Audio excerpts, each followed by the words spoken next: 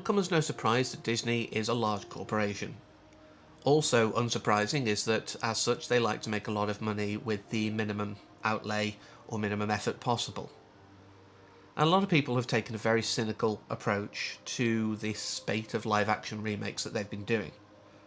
And I, for one, have, been very in praise of some and less supportive of others.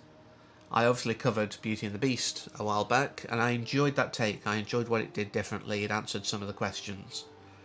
I did see Aladdin, and aside from the uncanny valley weird blueness, it wasn't as bad as I was expecting from reviews.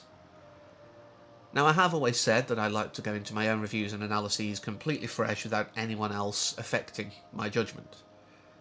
But I have seen reviews of today's topic, The Lion King, and I have heard the classic sort of complaints levied at this, which is, that it's just shot for shot. It's like Psycho with Vince Vaughn.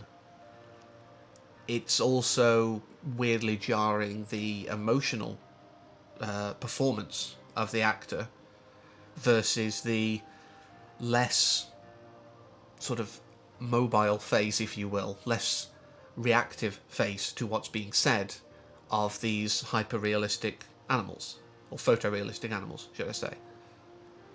And so I went in with very low expectations. Now, I've also said before that often can improve an experience.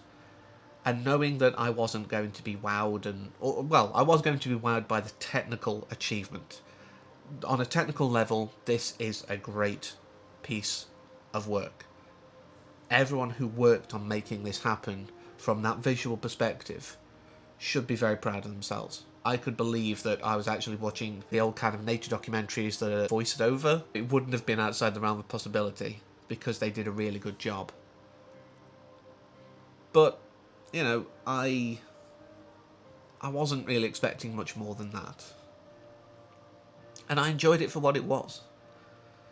Yes, there were moments that I had that disconnect. I've often found that also in games that have a poor sort of voice or sound to visual quality, the sort of sound design doesn't quite marry well. Either the music's too high in the mix, or the voices are too high in the mix, or whatever. If the mix isn't right and it doesn't actually sound like a world, it sounds like layered sounds, that takes me out of it. And I had moments of that, which is weird because, again, this is a big corporation who should be able to make the sound design work so well that it feels like you're really there and the voices are coming from these animals. But there were moments of disconnect, and it was hard for me to get past those for the most part. But I do, respect a lot of these people. Donald Glover came on my radar quite late in his career. It was really This Is America that made me sit up and pay attention, strangely enough. I like the sort of jab at the political world and, sort of his take on what America is becoming. I really enjoyed that, and it's made me pay more attention. And his turn as Lando was one of the better parts of Solo. I respect Beyonce as a person. I know she's obviously done a lot, and she is a hard worker, and she kind of works as Nala. That's fine. Alfred Woodard, I have loved since the moment I first saw her. Again, I think quite late. I think Star Trek First Contact really cemented her in my mind, and anything that she's been in since then, she has stole every scene. Billy Eichner and Seth Rogen were a great pairing. I could almost expect, that if you would have taken Billy Eichner's voice instead of Nathan Lane's, it would have been good.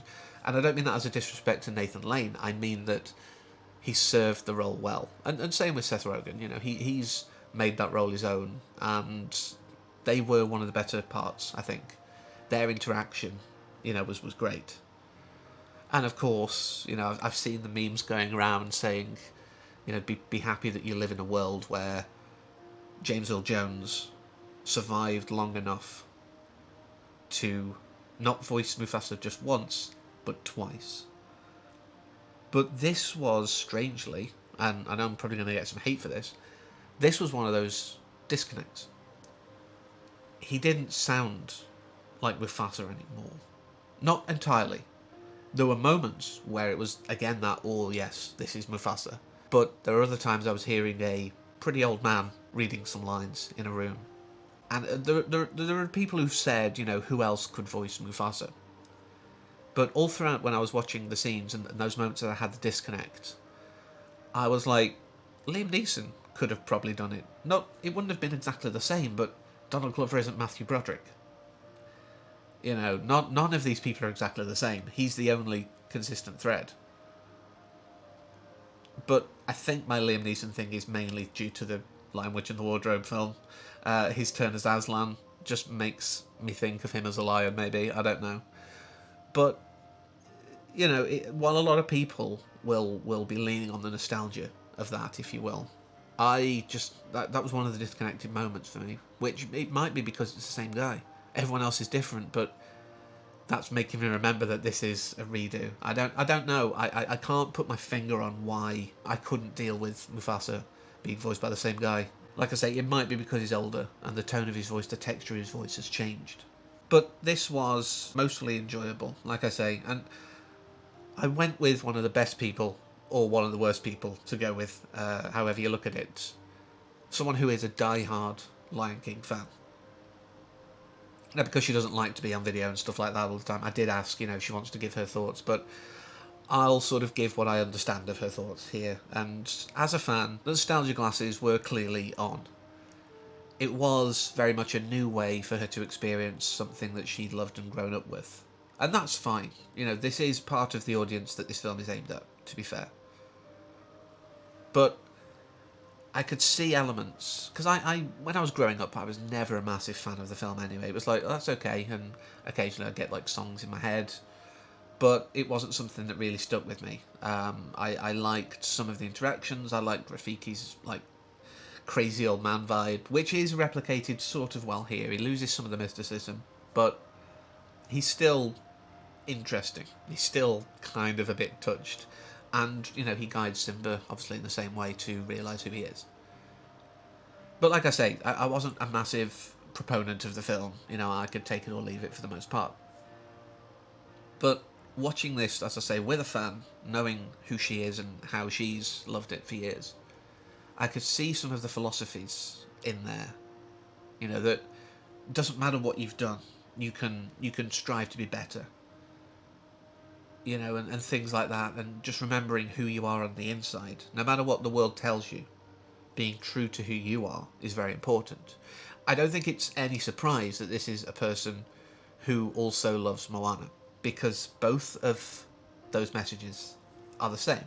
It's be who you are, regardless of external influence. Be true to you. Be the best you can be. And Amy is a proponent of that idea. So I could understand why she loved it, because it's still telling that story. It's still out there giving this idea to kids. And I respect it for that. Yeah, it's a cash grab. I can be entirely cynical. I can say that. I can see that. But it's not bad. But I do want to end on one of the big disconnects that I already knew about. And when it came on, I nearly just laughed out loud, because that's the way my brain works. Can you feel the love tonight? That's the line. So, why is that scene in broad daylight? Amy did say it could have, you could have been going into evening. You could have done, because they obviously do a passage of time. It's not a minute by minute following of what they're doing. There are time skips. You could have time skipped to the night. It would have been a great idea. But they didn't do that. They decided not to for whatever reason. And like I say, I respect all these people. Obviously, Jon Favreau as well. I forgot to mention him. So really, yeah, I'm saying watch it if you love the original, because it's the same story. Watch it if it's been a while since you've seen the original, because it'll be fresh and new to a degree. And if you're either young enough or you just have never got around to watching it and you're kind of a bit interested, give it a go. If you've got any slight inkling that you might enjoy it, give it a go. I know we shouldn't really be supporting Disney, just, as I say, printing money, making easy money, but it's not just them. It's the people who are working hard behind the scenes, and, the voice talent in this case, or the acting talent, the actually on-screen talent in other pieces. I think we need to still support those people, because a lot of them are doing it because they love they love the project, they love the idea, they love the original story, perhaps. So yeah, The Lion King, not bad, not great, but technically amazing. So that's all from me this week. So I do hope you join me next time. But until then, as always, thank you for watching and take care.